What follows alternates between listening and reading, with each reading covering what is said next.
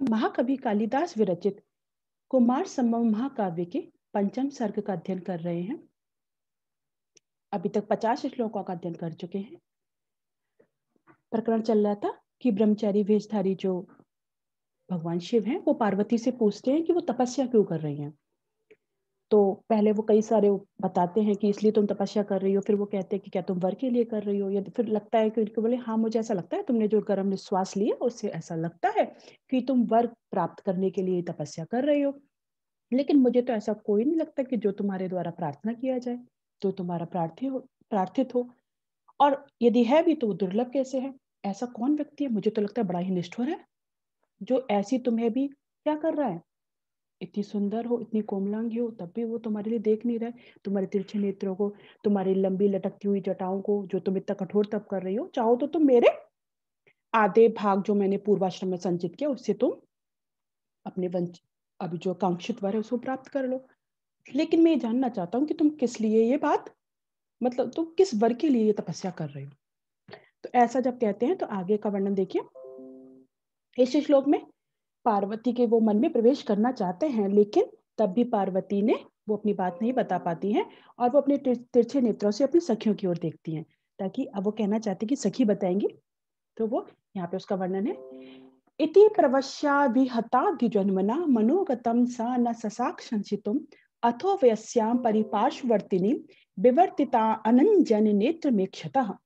इति माने इत्थम, इस प्रकार से। वो क्या था, ब्रह्मचारी वेशधारी शिव ने कहा कि तुम ऐसी, मैं हूँ, तुमने मेरा सत्कार किया है, और मैं अब तो हम दोनों की तो मित्रता हो गई है। क्योंकि जो सज्जनों की मित्रता होती है तो वो तो 7 शब्द उच्चारण मात्र से ही मित्रता हो जाती है। तो ऐसा मैं तुम्हारे क्या हो गया हूँ, हृदय में प्रवेश कर, मतलब मुझे तुम्हें बता देना चाहिए। फिर वो पूछते हैं कि किस कारण से कर रही हो, क्या, बहुत सारी तरीके से पूछते हैं। तो वो कह रहे हैं इस प्रकार से वो भगवान शिव पार्वती के मन में प्रवेश करना चाहते थे, फिर भी इति माने इस प्रकार से, द्विजन्मना माने ब्राह्मण, ब्राह्मण के वेश में आए थे भगवान शिव। इति माने इस प्रकार से, द्विजन्मना माने ब्राह्मण ने प्रविश्य अभिहिता, इस प्रकार से ब्राह्मण के रूप में, प्रविश्य माने अंतर हृदय में प्रवेश करके, अभिहिता माने कही गई, ऐसे जो प्रवेश कर गए फिर भी कही गई, मनोगतम, जो देवी पार्वती है, सा देवी पार्वती ने मनोगतम, जो उनके मन में बात है, जो हृदय स्थित जो उनका वर है, उसको शशितुम ना ससाक, बता नहीं सकी। पार्वती उनको नहीं बता सकी। यद्यपि जो ब्राह्मण वेशधारी भगवान शिव है, वो उनके हृदय में प्रवेश करना चाहते थे। इस प्रकार ब्राह्मण के रूप में भगवान शिव के द्वारा हृदय में प्रवेश करके कही गई भी वह पार्वती अपनी मन की बात उनको नहीं बता सकी। अथ माने इसके बाद में, जब उन्होंने नहीं बताया तो फिर क्या किया? वैश्याम परिपार्श्ववर्तिनी, परिपार्श्ववर्तिनी वर्तिनी माने जो समीप में ही बैठी हुई थी उनकी कौन? वैश्याम माने सखी को, जो पास में ही उनके स्थित थी, ऐसी सखी को उन्होंने विवर्तित माने तिरछे, और अनंजन माने जो ना अंजनी थी, अनंजन जो काजल से रहित हैं, तो तिरछे और काजल से रहित नेत्रों से एक क्षत माने देखा, यानी उसने अपनी सखी की तरफ देखा कि वो मान लो बताएंगी। तो इस प्रकार ब्राह्मण के द्वारा बार बार पूछे जाने पर भी, मन में प्रवेश कर गए के रूप में भी, लेकिन पार्वती उन्हें अपनी मन की बात नहीं बता पाई। इसके बाद में उन्होंने अपने समीप में बैठी हुई जो उनकी सखी थी, उसकी ओर अपने तिरछे और काजल से रहित नेत्रों से देखा, क्योंकि वो तपस्या कर रही, इसलिए अब उन्होंने श्रृंगार आदि करना छोड़ दिया है। तो उनके नेत्र काजल से रहित है, और अपने टेढ़े करके, क्योंकि पास में बैठी हुई थी, मुख से वो कुछ नहीं बोली, चाहे वो लज्जावश भी नहीं बोली। तो इस प्रकार से उन्होंने अपनी सखी की ओर देखा, और मानो संकेत कर दिया है कि अब तुम उत्तर दे दो इन्हें। तब उनकी अब सखी बोलना प्रारंभ करती है। जैसा कि देखते आ रहे हैं, संपूर्ण शर्मा वंशज छंद है, तो यहाँ भी वंशज छंद है।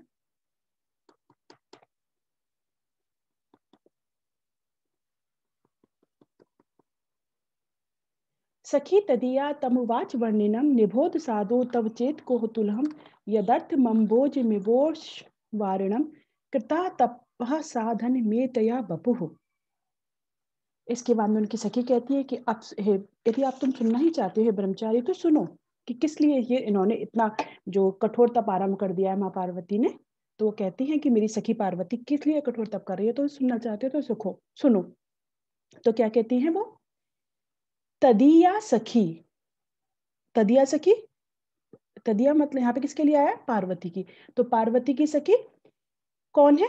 तो उन्होंने कहा है तदिया सखी, पार्वती की सखी ने तम वर्णिनम उवाच, उस ब्रह्मचारी से, उवाच माने कहा, पार्वती की सखी ने उस ब्रह्मचारी से कहा, हे साधो, हे भद्र पुरुष, तब कौतूहलम चेत, यदि तुम्हें बहुत अधिक जिज्ञासा है, बहुत ही अधिक कौतूहल है, तो निबोध माने जानो, तो सुनो। यदि तुम्हें सुनने की इच्छा है तो जानिए। यदर्थम माने जिस लिए, किस लिए? अम्भोजम एव उष्ण वारणम, कमल, अम्भोजम माने कमल को, जिस लिए, किस लिए उन्होंने कमल को उष्ण वारणम माने छत्र के समान, किसके लिए? जिन्होंने, यानी पार्वती ने कमल के लिए, कमल को छत्र के समान, बपुह माने शरीर को, तपह साधनम तपस्या का साधन बनाया है, कृतम माने कर दिया है। जिसलिए, जिस कारण से मेरी जो सखी है उसने अपने कोमल शरीर को भी कठोर जो तप है उसका साधन बना दिया, जैसे कि कमल को उष्णता को रोकने के लिए छत्र के समान बना दिया जाता है।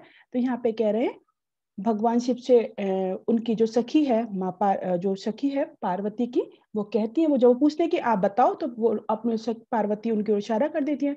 तो वो कहती है उनकी सखी, उसकी सखी ने, पार्वती की सखी ने उस ब्रह्मचारी से कहा, क्या कहा? हे भद्र पुरुष, यदि आपकी जानने की ही इच्छा है, यदि आप सुनना ही चाहते हो और आपके मन में यदि कौतूहल है, तो सुनो। क्या? क्या सुनो? जिस कारण से, जिस लाभ के लिए, जिस प्रकार कमल के लिए छत्र के समान इसने क्या करा है? अपने शरीर को तप का, जो उग्र तप है उसका साधन बना दिया है। मेरी सखी है, उसने जो ये कमल के समान जैसे छत्र के लिए, उस प्रकार से इसको तप का साधन बना दिया है। क्या कहना चाहती है वो? कि उसकी जो सहेली है उस ब्रह्मचारी से बोली कि तुम्हें यदि उत्सुकता है तो सुनो, जिसलिए इसने शरीर को उसी प्रकार तप करने का साधन बनाया है जिस प्रकार कमल धूप करने के लिए बनाया जाता है। तो ये यहाँ पे कहते हुए वो बड़ी उससे कह रही है, दृष्टांत के माध्यम से समझाती है उन्हें। अब वो कहती है, यहाँ पे उपमा दी गई है, अब वो आगे क्या कहती है उनसे, अब वो बताती है वो किसके लिए तप कर रही है। इयम महेंद्र प्रभृतीन अधिश्रिया चतुर्दिगीशान अवमत्य मानिनीम अरूपहार्य मदनस्य निग्रहात् पिनाक पाणिम प्रतिमाप्तुम इच्छति। वो कहती है कि जिसने सारे देवताओं को जिसने अपने उससे तिरस्कृत कर दिया है, और जो कामदेव से भी, कामदेव का जिसने भस्म कर दिया था, जो रूप से, सौंदर्य से भस्म नहीं किया जा सकते, ऐसे भगवान शिव को पति रूप में प्राप्त करना चाहती है। इसका वर्णन करते यहाँ पे कहा गया है, इति मानिनी, यह मेरी जो स्वाभिमानी है, कौन है? क्या कह रहे हैं? इति मानिनी, यह मानवती जो देवी पार्वती है, क्या कर रही है? इयम मानिनी, यह जो मानवती देवी पार्वती है वो कैसी है? अधिश्रिया माने, अधिश्रिया माने जो अत्यधिक ऐश्वर्यशाली हैं।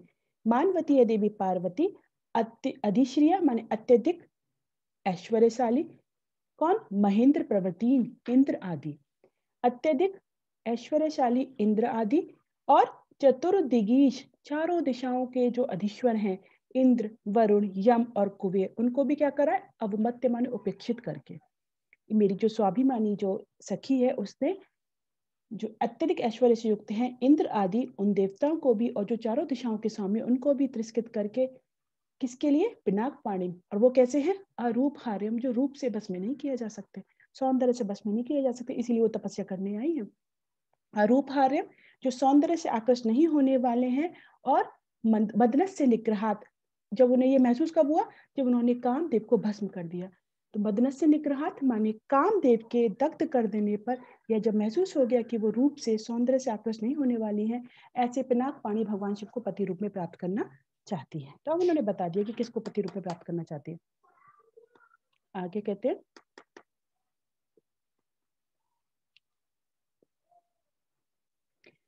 असह्य हुंकार निर्वर्तितः पुरा पुरारे अप्राप्त मुखा शिली मुखा इमाम हृदय व्यायत अपात्मक्षणो विशीर्ण मूर्ते रपि पुष्प धन्वना। अब क्या कह रही है इसके बाद में? वो बता रही है सखी कि ये ब्रह्मचारी को, कि किसको प्राप्त करना चाहती है पति रूप में?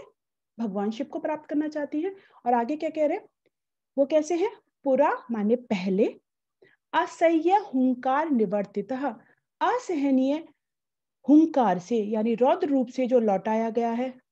और वो कैसा है, बोले कि जो कामदेव का बाण था ना, जो तो लौट गया, लेकिन कामदेव के बाण से मानो इनका हृदय दग्ध हो गया है, यानी ये काम से पीड़ित हो गई हैं। असह्य पुरा माने पहले, असह्य हुंकार निवर्तितः, असहनीय हुंकार से रौद्र रूप से जो लौटाया गया है।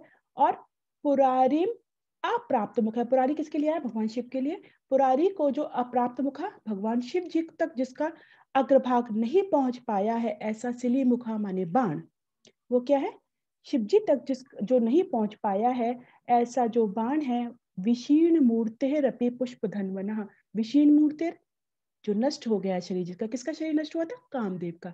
विशीर्ण मूर्ते रपि, नष्ट हुए शरीर वाले भी, पुष्प धनवना माने कामदेव को, छिली मुखा माने जो बाण है, उसने क्या किया है, इमाम माने ये जो मेरी सखी है पार्वती, इसके हृदय माने हृदय में, व्यायत्य पातम माने अति तीव्र प्रहार पूर्वक, मानो अक्षिणोत माने इसे क्या कर दिया है, क्षणित कर दिया है, व्रणित कर दिया है, बोले इसको घायल कर दिया उस बाण ने।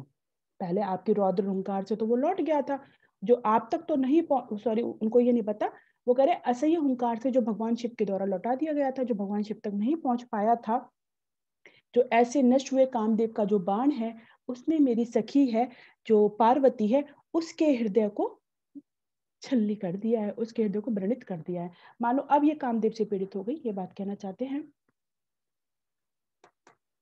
अगला देखते हैं, आज एक और देखेंगे।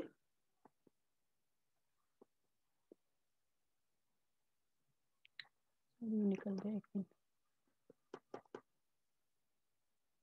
55वां श्लोक,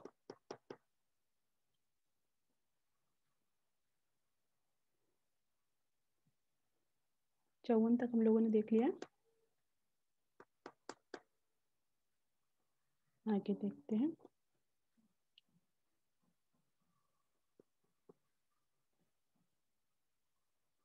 श्लोक शायद इसमें से एक पृष्ठ, अच्छा अगला जो श्लोक आता है उसमें वो कहती है कि ये जो पार्वती है, उसका शायद एक पृष्ठ यहाँ पे मिस है, कि जो पार्वती पहले कैसी थी, जो अपने सुंदर सुंदर बालों से अपने जो सजाती थी अपनी जटाओं, वो सॉरी अपने ललाट पे जो सुंदर भाल पे तिलक आदि लगाती थी, जो पार्वती थी, वो अब कैसी हो गई हैं। और उसका वर्णन करते हुए जो 55वां श्लोक है यहाँ पे अभी क्या है, तो कह रही है तभी से लेकर के, जब से उन्होंने पार्वती के ये पता चला कि उनको जब से वो भगवान शिव से के काम से पीड़ित है, भगवान शिव के प्रति उन्हें प्रेम हो गया है, तभी से लेकर वो पिता के घर में उत्कट काम वाली हो गई हैं। और माथे के तिलक के चंदन से सफेद बालों वाली वह युक्ति बर्फ की चट्टानों पर भी सुख नहीं पाती हैं। वो कैसी हो गई हैं, वो बर्फ की चट्टान हो जो अत्यधिक शीतल है, उस पर तो उसको सुख मिलना चाहिए, शांति मिलना चाहिए, लेकिन वो कामदेव से पीड़ित है, कामाग्नि में जल रही है, तो उन्हें जरा भी शीतलता नहीं मिलती है। तदा प्रभृत्या उन्मद न पितु ग्रहे ललाटिका चंदर धूसराल का, ये वाला श्लोक आता है, तभी से लेकर के जब से उन्हें वो कामदेव से पीड़ित हुई है, तभी से उनको पिता के घर में भी, और वो करी जब से वो यहाँ पे आई, वो जो पिता के घर में थी तब से उनको ये नहीं मिलता था, शांति नहीं मिलती थी। तो फिर अब आगे बताएंगी, तो फिर उन्होंने क्या करा कि पिता की आज्ञा लेकर के वो वन में आ गई हैं तपस्या करने के लिए, ताकि उनको पति रूप में प्राप्त कर सकें। बोले कि उस दिन से जब से इनको ये कामदेव से पीड़ित हुई हैं, भगवान शिव के प्रति उनको प्रेम हो गया है, तब से इनको जरा भी शांति नहीं है। तभी से पिता के घर में उत्कट काम वाली, तदा प्रवृत्ति पितु ग्रह उन्मद मदन्य ललाटिका चंदन दूसराल कहा, बाती के तिलक के चंदन से सफेद बालों वालिया तुषार संघात तिला सिला तले शुपी। बोली ऐसी जो सफेद बर्फ की चट्टानों पर भी जातु निवृत्ति न लभ्य देश में, वो जरा भी सुख नहीं प्राप्त करती हैं, उसे जरा भी सुख शांति नहीं मिलती है। यह कहा गया है संपूर्ण सर्ग में। वंशज छंद है, वर्णन चल रहा है। अब वो बता रही है कि पार्वती को जरा भी सुख शांति नहीं है, क्योंकि उन्हें वो पति रूप में नहीं मिल रहे हैं। अभी आगे और क्या भाव अभिव्यक्त करती है वो हम आगे देखेंगे।